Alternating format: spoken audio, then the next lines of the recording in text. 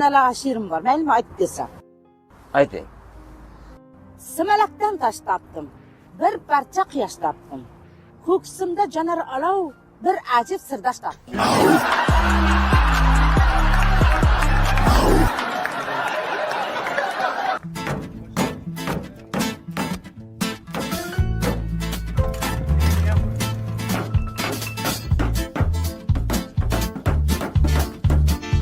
Koşun bakalım. Hıp.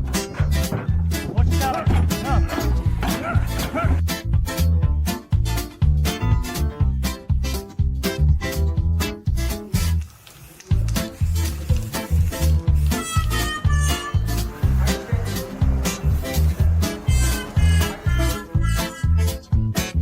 Faqat bir soatga qoldirmay ustalar tuzatib tashladi. Ben senga nima degandim? Bu hali eskiligiga qaramaganda yaxshi joy, tez ishlashadi.